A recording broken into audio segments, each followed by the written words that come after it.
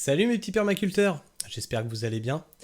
Aujourd'hui, on va parler d'un sujet qui est souvent remis à débat, celui du changement climatique. Certains disent qu'il n'existerait pas ou qu'il n'est pas du fait de l'homme. Certains confondent aussi changement climatique et météo, puisque quand il pleut, il n'y a pas de problème avec l'eau puisqu'il pleut. Sans prendre en compte en fait que tout ça c'est une boucle de rétroaction positive qui nous emmène tout droit vers les plus 1,5 degrés. Et donc je voulais vous parler de cet article, quand le réchauffement climatique va-t-il s'arrêter? Quand le réchauffement climatique anthropique s'arrêtera-t-il? La question a longtemps fait débat, mais les scientifiques s'orientent désormais vers un consensus, lorsque nous arrêterons d'émettre des gaz à effet de serre, GES. Les températures devraient arrêter de grimper. Ah ouais?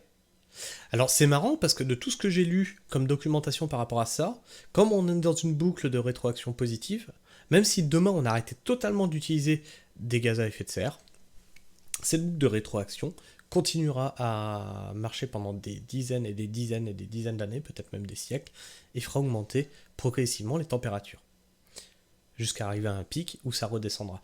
Mais en fait, même si on arrête demain, ça continuera à monter. Donc il faut vraiment qu'on trouve une solution à ce problème. Sinon, on va être sur une planète invivable. C'est aussi simple que ça. Donc c'est le sommaire, ça. Le réchauffement climatique a d'ores et déjà dépassé la barre des plus 1 degré. Mais s'arrêtera-t-il à plus 1,5? Spoiler alert, non. Enfin, je dis ça, c'est mon avis. Peut-être que l'article va me contredire. On va voir ça. De plus en plus de scientifiques en doutent. Ah bah quand même. Pour comprendre pourquoi, revenons un instant au point de départ, à nos émissions de gaz à effet de serre. Sur ce point, il y a consensus. Notre responsabilité dans le réchauffement en cours est sans équivoque.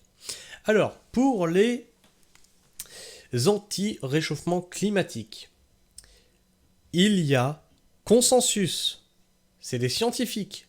Je pense qu'ils ont le bagage pour étudier la problématique du climat. Après, comme d'habitude, il y a des études, il y a des personnes référentes.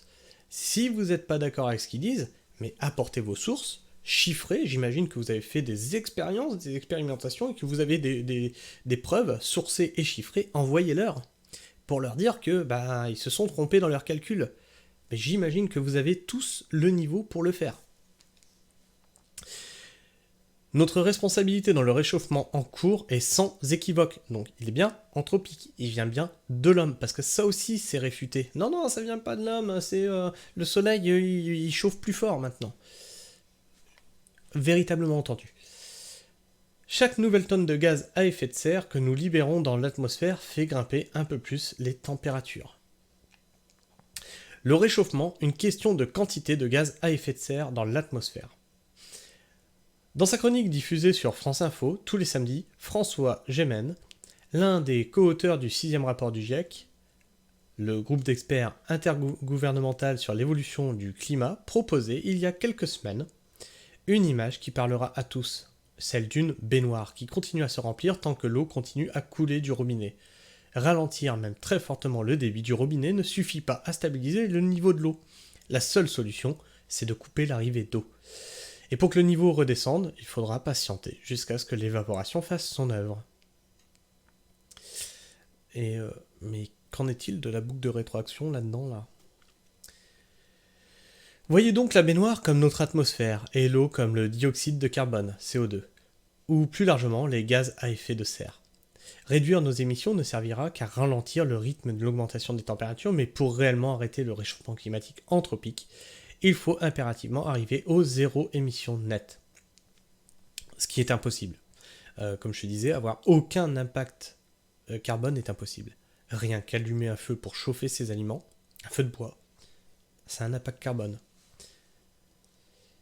C'est ce que l'on appelle une condition sine qua non, car c'est bel et bien l'accumulation de CO2 dans notre atmosphère qui provoque le réchauffement climatique. Ainsi, tant que nous continuerons à émettre des GES, donc des gaz à effet de serre, je rappelle, il continuera à s'en accumuler dans notre atmosphère et les températures continueront d'augmenter. Pour arrêter le réchauffement, il suffit donc d'arrêter d'émettre des gaz à effet de serre. Problème résolu? Pas tout à fait. Parce que comme souvent en science, les choses ne sont pas si simples, pas si binaires. Donc là, on a, je pense, c'était le... Ouais, le graphique d'augmentation des températures. Donc on voit bien que 1, on voit bien que c'est... Alors, c'est bien ça? Ouais.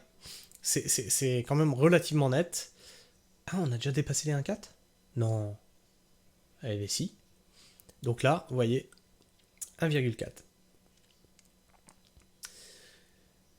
Je vous disais dans une précédente vidéo que les 1,5 étaient prévus pour 2050 et qu'ils avaient mis en chiffre 2100. 2100, ça vous fait dire, ouais, c'est pas grave, c'est plus mon problème, je serai plus là. Sauf que, non, vous voyez que ça va beaucoup plus vite que ce qu'on pense. Hein. Bonne nouvelle, le réchauffement peut s'arrêter quand nous le déciderons. Pendant... Oui. Ah, bah, je veux bien, moi. Allez, il s'arrête. Pendant un temps, les scientifiques ont ainsi pensé que même si nous arrêtions immédiatement d'émettre du CO2, le réchauffement anthropique se poursuivrait pendant des décennies, voire des siècles. Ah, donc c'est ça, moi, que j'ai encore en référence. Mais aujourd'hui, les modèles climatiques intègrent des processus physiques, chimiques et même biologiques qui permettent de mieux décrire la réalité. Pour faire simple, disons que les premiers modèles considéraient qu'un arrêt des émissions équivaudrait à des concentrations dans l'atmosphère qui se stabiliseraient, avec pour résultat une température des océans qui continuerait d'augmenter lentement. Pendant des décennies, nous menant à un réchauffement supplémentaire, un zéro émission, commitment de ZEC, positive dans l'appel des scientifiques. De plus 0,5 degrés environ, il nous serait donc déjà impossible de maintenir le réchauffement sous le seuil des 1,5 degrés. Or, la réalité est autre, car la Terre et les océans absorbent sans relâche une part du CO2 atmosphérique. Ainsi, une fois le zéro émission atteint, les concentrations en gaz à effet de serre dans notre atmosphère diminueront assez rapidement. Si les océans continuent bien de se réchauffer, ce réchauffement est compensé par la baisse de niveau de CO2 dans l'atmosphère. Une étude parue il y a quelques jours dans la revue Frontier in Science confirme que les modèles climatiques les plus précis et les plus complets du moment donnent un ZEC. Donc attends, le ZEC c'est un zéro émission commitment. Donne un ZEC proche de zéro, au moins pour les 50 prochaines années. Comprenez que tant que nous n'aurons pas brûlé plus de 3700 gigatonnes de carbone, nous en sommes environ à 2500. L'arrêt de... Oui, il nous en reste plus beaucoup, 1200. L'arrêt de nos émissions coïncidera avec un arrêt du réchauffement, de quoi nous donner l'espoir de nous maintenir sous la barre des plus 1,5 degrés. Ok. Puits de carbone et autres surprises à venir. Certaines questions restent peut-être tout de même en suspens.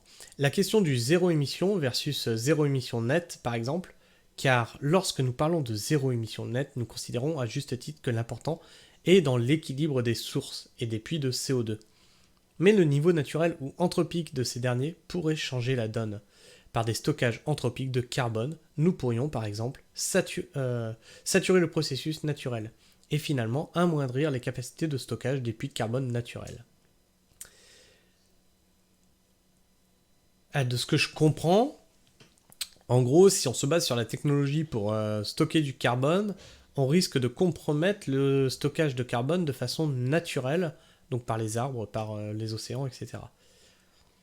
La baisse de la pollution qui accompagnera la réduction de nos consommations d'énergie fossile et qui apparaîtra de prime abord comme une excellente nouvelle pourrait aussi nous jouer un mauvais tour. Car qui dit pollution dit aérosol dans l'atmosphère, or ces aérosols réfléchissent une partie du rayonnement qui nous arrive du soleil et refroidissent ainsi légèrement la Terre, de quoi réduire d'environ un tiers le réchauffement en cours selon les chercheurs.